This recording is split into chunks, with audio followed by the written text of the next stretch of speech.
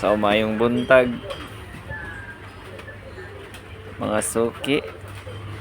So mo niya mga symbol ron. Dila na mo mapakita gyud sa pagka-symbol kay apiki kay ang area. Puhon.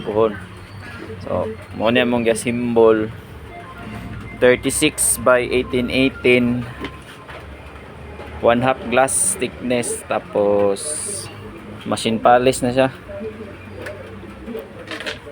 Kani kay rush mo gud ni. So ito ang gamit bag-o. Kanina natay corner clamp. Di gud sa ingon na perfect na 90 degrees, so at least makatipid ta og kuan o packaging. So upat corner.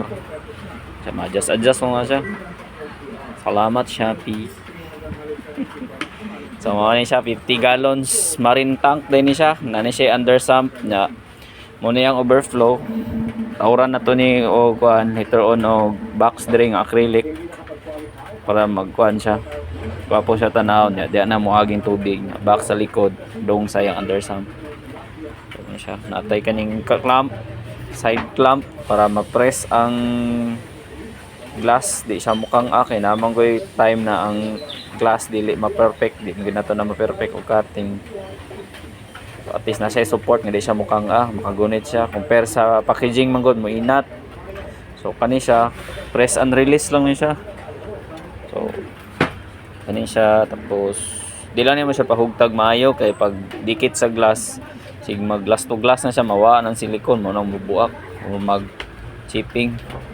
Mao ni siya black silicone buday siya. So nami bagong style unsaon pagkuan para limpyo siya sa gawas na. So at least nag-improve ta. Natay baraha. Pohon na. So mao ni siya.